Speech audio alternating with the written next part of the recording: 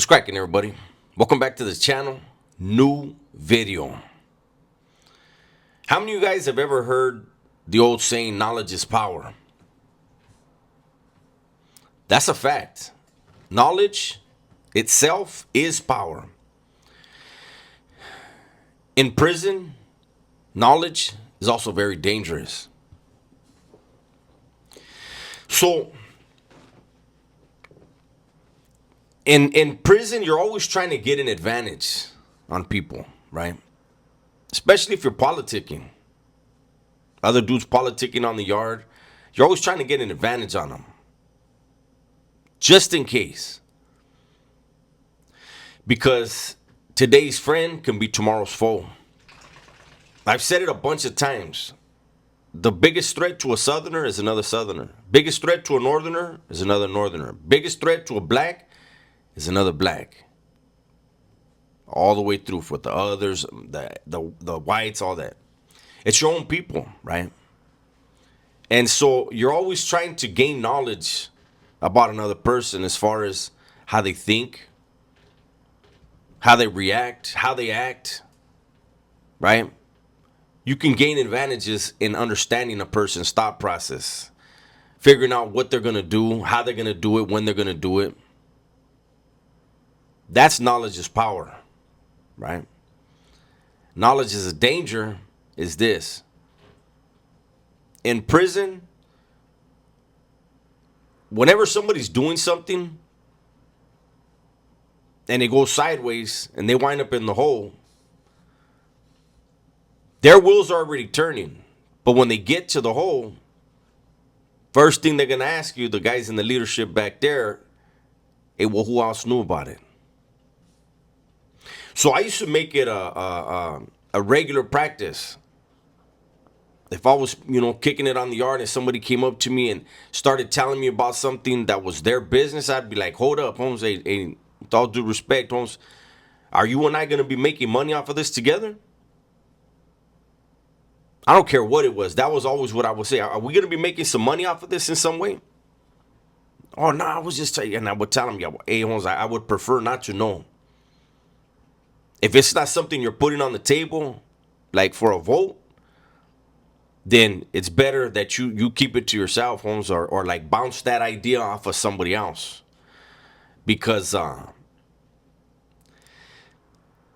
people don't understand just how treacherous California politics are. I've said it before. I would tell homies that I was really cool with. Like if they landed on the yard with me, and as soon as they hit the yard, I would tell them like, hey, fool, hey, don't take it personal if I'm not kicking it with you on the yard, Holmes. I don't need to kick it with you. I know where you're at. You know what I'm saying? Like, I know, we riding together, but there's a few other vatos on the yard where I'm going to hang out with them, Holmes, because I'm keeping an eye on them the way they're keeping an eye on me. And those are the same guys that as soon as something comes up, they're the first ones trying to politic on you.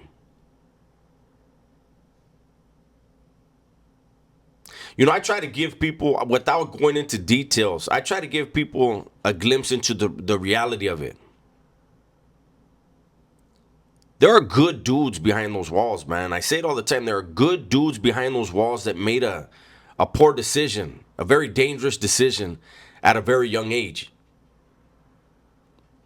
And they've been in prison for decades because of it, right? And even though you could, something goes wrong in your life or you make a poor decision and you wind up behind those walls, yeah, you could meet a couple good dudes, but the way prison works, the ones you let get the closest to you, if something comes up, they're the ones that are going to be asked to do you in.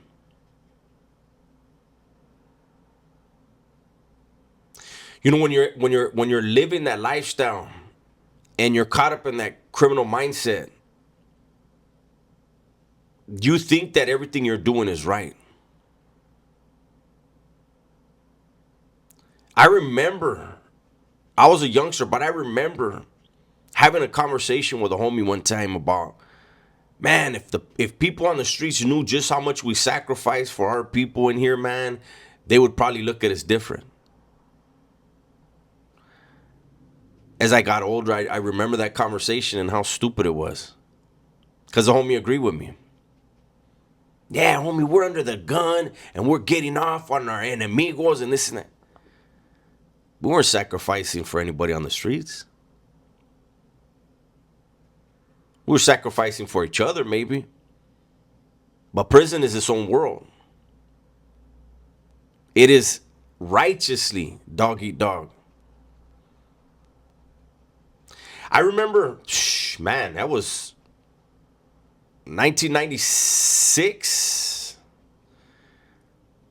I remember a homie asked me one time, he goes, hey, because I always knew when somebody was going to get whacked just because of who I hung around with, right? And he goes, hey, you ever think sometimes like it's not really who they say it's going to be? I said, of course. I said, well, anytime you know somebody's going to get whacked, you better be on your toes. This is prison, Holmes. And he was like, yeah, I think the same way. Holmes, like, they could be saying it's this guy, but it's that guy. He goes, shit, it could be us. You know, and that's just the way it was in there. That's the reality of prison. I saw dudes that were disliked get played, get pencil whipped, get whacked and pushed out because somebody didn't like them. And they took advantage of the juice that they were given, the power that they were given, because everybody else, the real heavies, were still in the back. They were still in the shoe. And the wrong people were given the blessings because they were smooth with their words. They're able to make things happen on the streets as well as behind the walls. And so they were given a little bit of advantage over other people. And they would pencil whip and wreck dudes that they didn't like. You know, that's why when I hear all these big mouths talk about dudes going out backwards, you folded like a lawn chair, this and this and that, and they know, every single one of them that says that knows they have at least one homeboy, from their barrio that got done dirty. And they still got love for that dude, but they talk papas about everybody else. Selective politicking is a real thing, you know. I've said before, for those of you guys that don't know, when I went to board, I told the board that I could not have my biggest impact on the world be that I was a killer, that I needed to give back. I owed it to my victims and myself. I know, and I owed it to the community. And so when I first paroled, I used to go to talk to kids in continuation schools, Catholic schools, public schools. I talked at colleges. But when real life set in and I had to pay the bills, I couldn't do that no more. The first 3.5, 4 years that I was out, I was working 2 or 3 jobs at a time to pay the bills. And when I couldn't do the outreach stuff, that's when I focused on my channel. And back then I didn't know there was any money in YouTube. And if you go back, I would make a video maybe 2 times a month, right? But my channel has always been to show people the reality of criminal living, criminal lifestyle, criminal behavior, criminal thinking, and incarceration. I don't ever glamorize it. You know, there's guys that are in prison that people would look up to, right? They would look up to them in a heartbeat. And those same guys they're looking up to, you know, they tell their loved ones that they don't want them to follow in their footsteps. I've told stories of being in the shoe. I remember being in the shoe and a very, very well-known legend was right there, right across from me. And there was a dude trying to like get in with him. raise his hand to do whatever for him. We're in the law library. And the legend told him, hey, Holmes, you don't got any action of going home? Like, did you like follow through on your appeal? You filed all your paperwork and shit or what? He was like, oh no, I still, if I do this. And he told him like, hey, there's enough vatos in here that want to do something, Holmes. Why don't you try to work on your case, see if you got any action? If that falls apart, we're all right here. A lot of people were never able to see that side of people, like heavy people, They were never around them. Now people are around them, but before they weren't around them. And I'm going to tell you something, because people, they put their definition of the word legend on me. I can't believe you call another man a legend. And I've already said, I'm not going to call them by their names or their neighborhoods and identify them for the authorities. That's what you see when these other channels say their names and their neighborhoods. You're identifying them. That's one thing. But another thing was, I told a story before when I hit a yard. And there was a homie, he was 19 years old. And he was like, hey, you came from the Bay? I said, yeah. And he goes, hey, what are talking about the legends? Hey, what are they like, homie? And I laughed and I said, hey, Holmes, they don't have 4 arms and 4 legs. They're built just like us. You know that, right? Because in their mind, they had made them like superhuman. They have superpowers. They do have that, but they're still men. And they're men who I don't want to get into the whole thing, but like I said, they love their loved ones. They didn't want their loved ones. They don't want their loved ones to follow in their footsteps.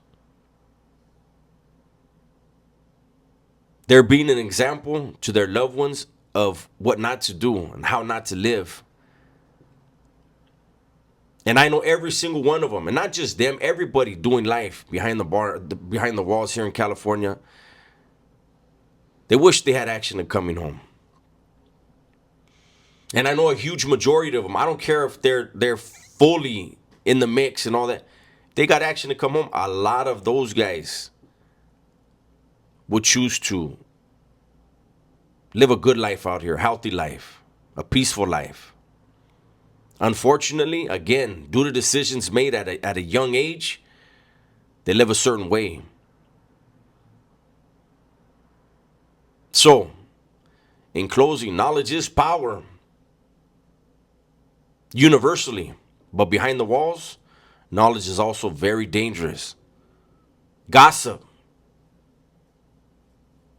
extremely dangerous. That's my video for today. Hopefully you guys enjoyed it. Everybody, please be safe, be smart, and tell the ones you love that you love them, man. I'm out of here.